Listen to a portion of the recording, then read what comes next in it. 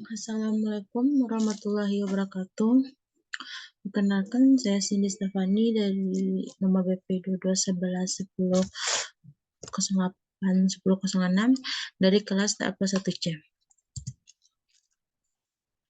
Kali ini saya akan mempresentasikan materi tentang tempat penyimpanan dan struktur file. Apa sih tempat penyimpanan dan struktur file itu? Tempat penyimpanan yaitu adalah konteks komputer yang merujuk pada media fisik atau ruangan yang digunakan dalam menyimpan data, file, program, atau informasi lainnya. Tempat penyimpanan itu biasanya juga disebut dengan storage.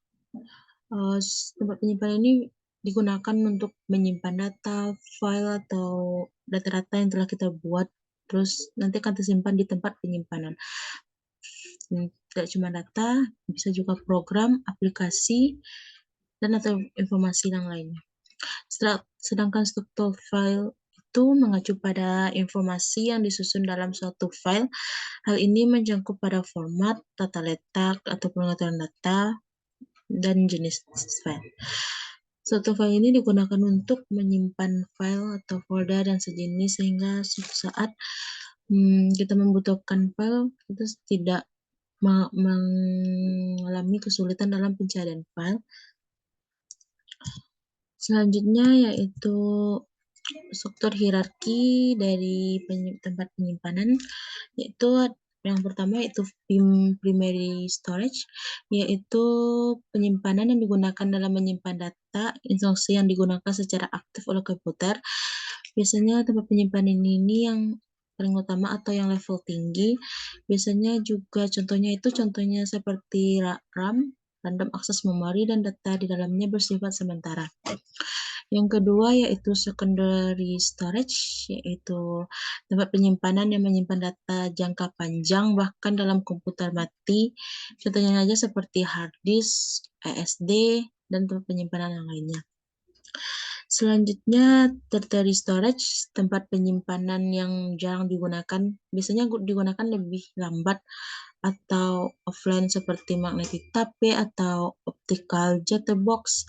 Penyimpanan ini digunakan untuk menyimpan arsip data yang jarang diakses. Selanjutnya, contoh tempat penyimpanan yaitu hard disk. Di sini tempat penyimpanan yang menggunakan piring magnetik menyimpan data sehingga memiliki kecepatan dalam mengakses atau penyimpanan yang lebih besar dibandingkan penyimpanan lainnya. Yang kedua yaitu solid state drive atau SSD. Tempat penyimpanan ini menggunakan teknologi flash memory untuk menyimpan data sehingga mereka lebih cepat dalam membaca, menulis, dan mengedit data. Selanjutnya USB adalah tempat penyimpanan portabel yang menggunakan teknologi flash memory. Mereka berukuran kecil dan mudah digunakan atau bisa disambungkan untuk USB pada port komputer.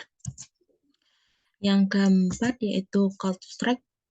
Cold storage yaitu tempat penyimpanan online yang memungkinkan pengguna menyimpan atau mengakses atau mengedit data melalui internet, dan cold storage ini juga digunakan untuk semua orang. Jadi setiap orang tuh bisa mengedit atau menambahkan atau mengakses data itu melalui internet. Contohnya aja seperti Google Drive, Dropbox, atau Microsoft OneDrive. Selanjutnya yaitu magnetic disk. Magnetic disk ini yang pertama yaitu hard disk, perangkat yang menyimpan atau menggunakan piringan magnetik menyimpan data secara persisten. Memorinya digunakan untuk penyimpanan tempat utama, yang seperti saya jelaskan sebelumnya. Yang kedua yaitu external hard drive. Dari katanya saja sudah eksternal, berarti tempat penyimpanan tambahan yaitu USB. USB ini dihubungkan ke komputer melalui port USB atau thunderbolt. Eksternal ini sering digunakan untuk menyimpan data filenya besar, cadangan data, atau sebagai tempat tambahan. Apapun data yang besar atau banyak bisa disimpan ke dalam USB sebagai tempat cadangan. Selanjutnya yaitu network attached storage, yaitu NAS adalah perangkat yang terhubung ke jaringan komputer untuk menyimpan berbagai file di antara pengguna atau perangkat dalam jaringan. Yang keempat yaitu storage area network.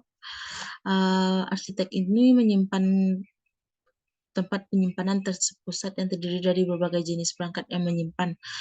Saat ini digunakan dalam lingkungan komputasi skala besar seperti data center dan lingkungan bisnis. Selanjutnya, akses tempat penyimpanan database. Database file dibagi menjadi unit yang menyimpan penyimpanan dengan ukuran tetap atau yang disebut juga dengan blok. Blok ini adalah unit dari alokasi tempat penyimpanan dan transfer data. Tujuan dari DMBS adalah meminimalkan jumlah blok yang ditransfer antara disk dan memori. Jumlah akses ke disk dapat dikurangi dengan menyimpan sebanyak-banyaknya di dalam memori. Ada juga kata lainnya yaitu buffer.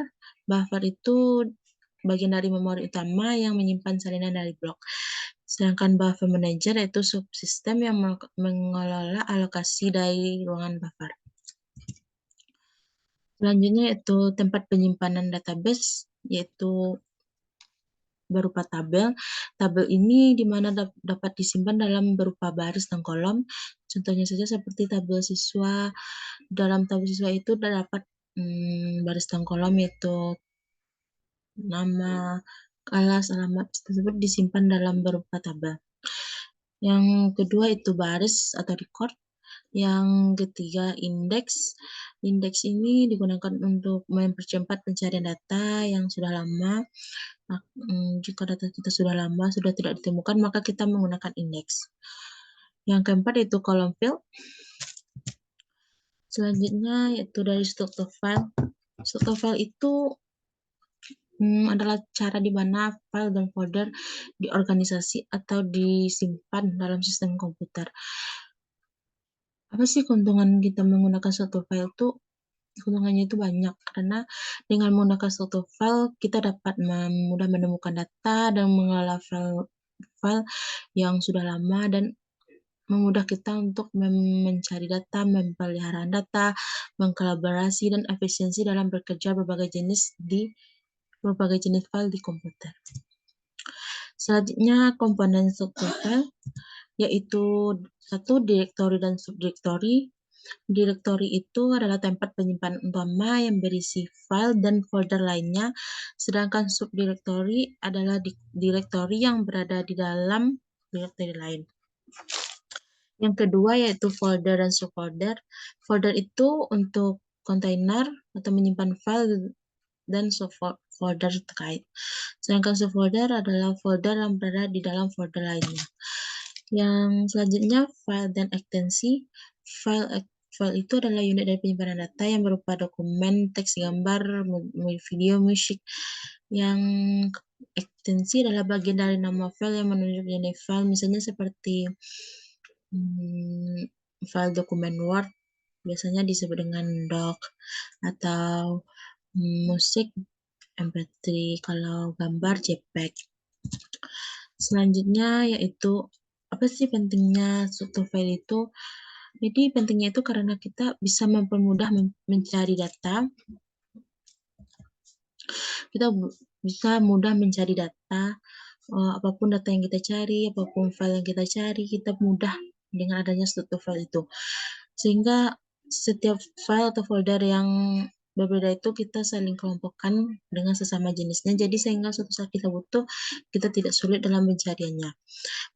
Yang kedua yaitu memfasilitas pemeliharaan, yaitu dengan adanya struktur file itu kita mengurangi adanya kehilangan data, penghapusan data, atau pokoknya kita memelihara data itu supaya tetap ada dan aman, sehingga suatu saat nanti kalau kita butuh, kita bisa mencarinya. Yang ketiga yaitu meningkatkan kolaborasi. Selanjutnya komponen struktur file. Seperti yang digambar, inilah contoh dari komponen struktur file. Ada yang direktori dan subdirektori, folder dan subfolder, ekstensi dan file. Selanjutnya yaitu implementasi tempat penyimpanan. Contoh contoh dari penerapan tempat penyimpanannya itu yang sering banyak digunakan saat sekarang ini yaitu cold storage, yang di mana semua orang atau perusahaan itu menggunakan cold storage. Contoh implementasi yang efektif dalam penggunaan platform seperti Google Drive, Dropbox, Microsoft OneDrive. Semua orang dapat membuat folder bersama dan mengunggah file ke dalamnya, sehingga semua anggota tim atau orang-orang lain yang dalam satu perusahaan itu bisa mengakses dan mengedit file itu secara real time, secara bersama, secara waktu yang bersamaan. Karena di situ tempat penyimpanan yang sangat efektif. Keuntungan dari cold storage ini adalah backupan data otomatis sehingga data yang tidak akan hilang meskipun terjadi kegagalan perangkat keras atau kejadian yang lainnya. Apa sih yang penting yang harus kita lakukan untuk cold storage ini? Pastikan bahwa kita mengatur keamanan dan izin yang tepat diterapkan untuk melindungi kerahasiaan. Pastikan kita mengizinkan atau memberikan izin untuk mengakses kepada orang-orang yang tertentu supaya data kita tetap aman dan rahasia. Selanjutnya yaitu implementasi struktur file. Salah satu contoh penerapannya yaitu di sistem operasi Windows. File yang di Windows itu disimpan dalam drive seperti drive C, drive D, drive E, yang merupakan lokasi utama dari menyimpan file. Dalam drive, file ditempatkan dalam direktori atau folder yang memiliki folder subdirectory. Contoh dari struktur file umum pada Windows itu program file, untuk aplikasi yaitu dokumen, kalau untuk file atau dokumen yang diunduh atau gambar atau apa yang diunduh itu bisa kita lihat di downloads. Misalnya juga dalam dokumen, pengguna dapat membuat folder seperti Word, Personal, Project, atau apapun yang itu berkaitan dengan kita seperti foto-foto, musik, atau kuliah, tugas, itu tuh bisa kita buat sesuai yang kita butuhkan untuk mengorganisir dokumen sesuai dengan jenisnya. Jadi dokumen atau folder-folder tersebut tidak berserakan atau tidak bergabung kepada dokumen-dokumen lainnya. Jadi kesimpulan dari tempat penyimpanan struktur file itu, tempat penyimpanan dan struktur file itu memiliki peranan yang penting sehingga dalam pengelolaan data, dengan memiliki tempat penyimpanan yang terorganisir dan struktur file yang efektif, kita dapat meningkatkan efisiensi, aksesibilitas dan keamanan data, dan memudahkan pencarian data, dan mengetahui informasi data kita. Organisasi yang baik dalam tempat penyimpanan dan struktur file membantu menghindari kekacauan dan memudahkan pencarian file yang diperlukan. Jadi, keuntungan dari tempat penyimpanan dan struktur file yang baik itu, kita dapat memudahkan mencari file dalam waktu apapun. Misalnya kita mencari file yang sudah lama ataupun file apapun itu kita sudah menemukannya sesuai dengan jenisnya dan dikelompokkan sesuai temanya. Jadi tidak ada pencampuradukan file atau data yang kita buat.